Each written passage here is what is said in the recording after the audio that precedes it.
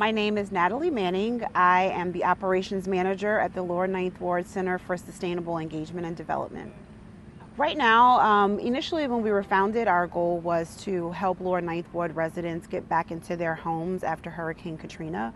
But since then, our mission and our purpose has evolved to be more environmental stewardship focused. So a lot of our work is centered around central wetlands restoration and just creating environmental stewardship for the Lower Ninth Ward community.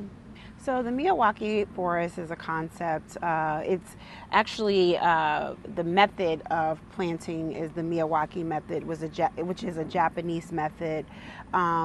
So it is a project that we are working on with Bonnie Kate Walker, and we were approached by her to do this project in the Lower Ninth Ward. It's a really cool way to almost like kickstart a forest, so it grows a lot faster because you're planting the entire forest ecosystem all at once. But it's really condensed, so that everything's really sped up. So you get a mature forest in about 10 to 20 years instead of, say, 100 years. So initially it was just green space. Now we have mulch and soil. So we're curating the space and getting it ready for planting. So that's the phase that we're in now, and we're actually going to start putting fencing around it before we start the planting process.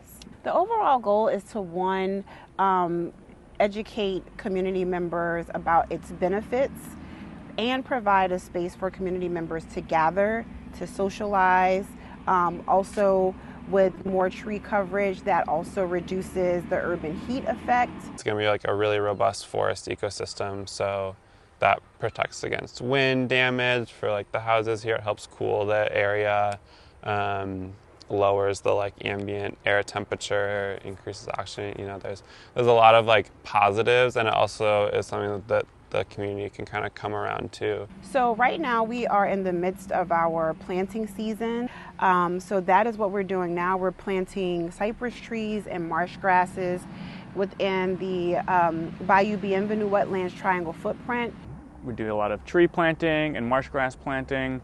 A lot of it is to both control erosion, but that's mostly the grass planting, and also improve habitat quality by bringing native trees back into their native habitats. I think one of the biggest challenges would be to actually get more community involvement. It's kind of hard sometimes to really get the community involved because it's kind of not something that they're used to seeing. Because we can't do it without the community, and we also want the community to be aware of what we're doing.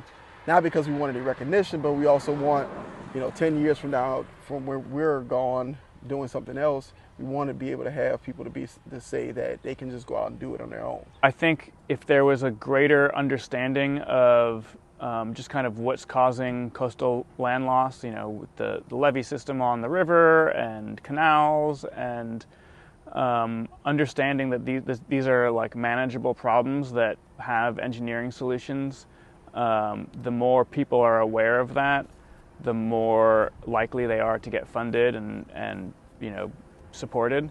I would like to see our organization grow to where we can actually take on more coastal projects and expand a little bit more from what we're doing. Right now it's just between the small but mighty organization that we have currently, but I would like to see it grow, add more people, and expand throughout the coastal Louisiana.